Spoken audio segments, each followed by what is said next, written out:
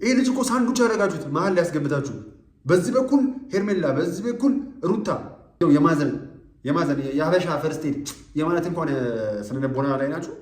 ሰላም ጤና ይስጥልን ውድ የምንወዳችሁና የምናከብራችሁ ተወዳጅ ቤተሰቦቻችን እንዴት አላችሁ? እኔ በጣም ደህና ነኝ፣ እግዚአብሔር የተመሰገነ ይሁን። ያው ዛሬም በእነ አብርሽ ቪዲዮ ተመልሼ መጥቻለሁ። እንግዲህ ዛሬም አብርሽ ወደ ሄርሚ ጋር ሄዷል። ይህም ደግሞ ሄርሚ ደህና መሆኗ በራሱ እግዚአብሔር የተመሰገነ ይሁን፣ በጣም ደስ የሚል ነገር ነው። በጣም ጥሩ ነገር ነው ያየነው። ያው ማንም ሰው ምንም ነገር እንዲደርስበት ማንም እንደማይፈልግ ተስፋ አደርጋለሁ። ስለዚህ ሄርሚ በጤና እንደዚህ ስንመለከታት ሁላችሁም ደስተኛ እንደሆናችሁ ተስፋ አደርጋለሁ። ነገር ግን በዚህ ሁኔታ ውስጥ አንዳንድ የምታዘባቸውና ይሄ እንዴት ነው ጣልቃ ገብ ይሄ የእርጎዝም ሊሆኑ ሰዎች አሉ። እነዛ ሰዎች ጭራሽ የአብርሽን ያለበትን ነባራዊ ሁኔታ እያባባሱ እየመጡ ጭራሽ ልጁን ወደተወሳሰበ ነገር ውስጥ እያስገቡት ነው ብዬ አስባለሁ። እንደው ቢቻላቸው የተወሰነ እረፍት ቢሰጡት የሚል ሀሳብ ነበረ እኔ ጋ ያለው። እንዲሁም ደግሞ ሕክምና የሚያገኝበትን ጸበል የሚሄድበትን መንገድ ቢመቻችና ልጁ ወደ ቀልቡ እና ወደ ራሱ እንዲመለስ ጥረት ቢያደርጉ ነው የሚሻለው። ሄርሜላ ተሻላለች፣ ሩታ ተሻላለች እያሉ ልጁን ነፍሱን ከሚያስጨንቁት ይሄ ልጅ መጀመሪያ ወደ ጤናው እንዲመለስ ለምንድን ነው እንቅስቃሴ ማድረግ የማይፈልጉት? አቤልም ይመጣና ሄርሜላ እኮ ነች አላወካትም እንካ እስቲ ፎቶዋን እዩ ምናምን ይለዋል። ኤፋ በዛ በኩል ደግሞ አረ ይሄ ልጅና ሚስት እኮ አለ ምናምን እያለ ያስጨንቋል። አሁን እኔ ግራ እያጋባችሁ ነው። አቤልም ኤፋም ዛሬ ቡዜ ስትናገር የነበረውን ሰምታችኋል አይደለ?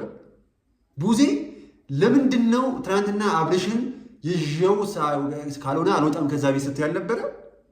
ለምንድን ነው ጥለሽ ወጣሽው? ወይስ ተስማምታችሁ ነው? ወይስ የነገሩሽ ነገር አለ? ያመንሽበት ነገር አለ? ዛሬ ቪዲዮ አይተናል አይደለ? ግን በፍጹም ብቻውን ጥለሽ ልትወጪ አይገባም ነበረ። አዎ ከልጁ እናት ጋር ያለው ከሚስቱ ጋር ነው። ነገር ግን እሷ ያልተረዳች የሆነ ነገር አለ ብዬ አስባለሁ። ሩታ አብርሽን ያልተረዳችው አሁን ሩታ ከፍቅሯ ብዛት አብርሽ አጠገቧ መሆኗ ትልቅ ነገር ነው ለሷ። ነገር ግን አሁን አብርሽ ከቀን ወደ ቀን ምን አይነት ሁኔታ ውስጥ እየገባ እንደሆነ ግን እየተመለከታቸው አይመስለኝም። እኔ በጣም ግራ እየተጋባው ያለሁት በዚህ ሁኔታ ውስጥ። ቆይ አቤል ምንድን ነው የምትሰሩት እናንተ? ለምንድን ነው ጓደኛችሁን አቤል ጓደኛን ለማዳን ጥረት የማታደርገው? አብርሽ ደህና ነህ ወይ? አሁን ያለበት ሁኔታ እንዴት ነው? ተሻሽለዋል ወይ እያልከው ለምንድን ነው ወደ ተሻለ ነገር እንዲሄድ የማታደርገው? ወደ ተሻለ ሕክምና አሊያም ደግሞ ጸበልም እንዲሄድ የማታደርገው? አሁን እያደረጋችሁ ያላችሁት ምርጫ እያስቀመጣችሁለት፣ እቺ እኮ ሄርሜላ ነች እንደዚህ ነው እንደዚህ ከዚህ ቀደም እንደዚህ ያደርገላት ነበር ምናምን። ልጁን ለምንድን ነው በዚህ ልክ አይምሮን የምፈውዙት? ይሄ ልጅ ግን ነገ ጠዋት ወደ ተወሳሰበ ችግር ከገባ ተጠያቂ እናንተ ናችሁ። ለምንድን ነው ስርዓት የማታደርጉት? እሺ ትልቅ ሰው ጋሽዬ ለምንድን ነው መጥቶ ሁኔታውን ማስተካከል ያልፈለገው? አሁን እናንተ እርግጠኛ ነኝ ደህና ነው እያላችሁ ስለሆነ ነው እንጂ በዚህ ልክ አይጠፉም ነበር፣ ወይ ደግሞ መጥተው ነገሩ እንደሚያስተካክሉ እርግጠኛ ነበርኩ። ነገር ግን እናንተ አሁን አብርሽ ደህና ነው ብላችሁ አክት እያደረጋችሁ ስለሆነ ነው። እንዴ አብርሽ እኮ ደህና እንዳልሆነ እኮ እየተመለከታችሁ ነው። ቆይ እናንተ የአብርሽ ደህንነት ነው የሚያሳስባችሁ ወይስ እዚህ ጋር የሩታና የሄርሜላ ደህንነት ነው የሚያሳስባችሁ? ሁለቱም ደህና ናችሁ አይደለ? ሄርሜላም ሩታም። አሁን ሄርሜላን ዛሬ አይተናታል፣ ደህና ናች። ለምንድን ነው ልጁን በእንደዚህ አይነት ሁኔታ ውስጥ እያለ እንዲመርጥ የምታስገድዱት? ለምንድን ነው የምታስጨንቁት? ለምንድን ነው ግን ግራ እያጋባችሁ ነው ያላችሁት እናንተ? ይህ ልጅ ዓላማችሁ ይህ ልጅ ማስጨለል ነው? ሚዲያ ላይ በተደጋጋሚ በእንደዚህ አይነት ሁኔታ እያመጣችሁት ለምንድን ነው ሚዲያ ላይ የምታሳጡት? ለምንድን ነው በዚህ ልክ የምታስገምቱት? ልጁን ወደ ራሱ ከተመለሰ በኋላ ማድረግ የሚፈልገውን ነገር ማድረግ በሚችልበት ሁኔታ ውስጥ ለምንድን ነው ወደ ሚዲያ እንዲመጣ የማፈቅዱለት? እንዴ የምር ልጁን ለምንድን ነው የምታስጨንቁት? አዎ እኔ አሁንም ደግሜ እንደምናገረው አብርሽ የሆነ እየፈተናችሁ ነው፣ ሚዛን ላይ ያስቀመጣችሁ ነው። አብርሽ የሆነ ደህና እንደሆነ እኔ ይሰማኛል። የሆነ ጨዋታ እየተጫወተባችሁ እንደሆነ በቃ እንደዛ ነው የሚሰማኝ። ነገር ግን ከዚህ ሁሉ ሰው መካከል ማን ነው ለእሱ ጤና ተጨንቆ እሱን ትሪት ሊያደርግ እየሞከረ ያለው? እኔ እንደውም እኮ ዳኒ ተሻለ እኮ ዳኒ የተሻለ እንቅስቃሴ ያደረገ እኮ የተሻለ ነገር እንዲያገኝ ቢያንስ እህቱ አትኩሮት እንድትሰጠው አደረገ ቢያንስ። እናንተ ኤፋና አቤል ሩታ ምንድን ነው እያደረጋችሁ ያላችሁት? እኔ እንጃ። እኔ አብርሽን በዚህ ልክ ትናንትናም ተናግሬዋለሁ። ውሸትም ሲደጋገም እውነት ይሆናል። በተደጋጋሚ ጊዜ በዚህ ሁኔታ ውስጥ መቆየቱ በራሱ ይህንን ስሜት ይህንን መንፈስ ወደ መላመዱ እሱ ላይ ቤቱን መስራት እንዲችል ነው እያደረጉ ያሉት። እሱም እየፈቀደለት ነው ያን መንፈስ። ወይስ ተስማምቷል? አንተ ትብስ አንቺ ትበስ ተባብለው ካለበት ሁኔታ ጋር ተስማምቷል። አንዳንድ ጊዜም እኮ ፈን የሚያደርጉ ነገሮች እኮ በመሃል ይፈጥራል። አይ ማለት በቃ በጣም የሚገራርሙ ነገሮች። ቆይ ማን ነው? ቆይ ለምንድን ነው እንደዚህ የሆነ ያለው ምናምን እያሉ የሆነ በጣም የሚያዝናኑ ነገሮችን በመሃል ይናገራል።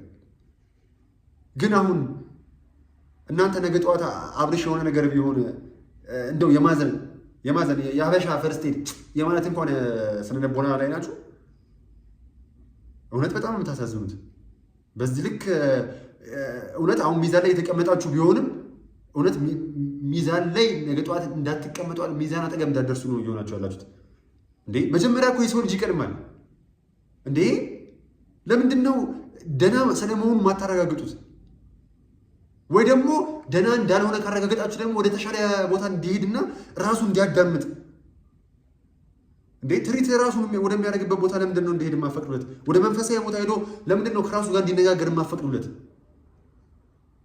እንዴ ያንጠለጠላችሁት ልጁን ለምንድን ነው የምታሰቃዩት? ነገ ግን እኮ ያስተሳዝባችኋል። በጣም ነው የሚያስተሳዝበው።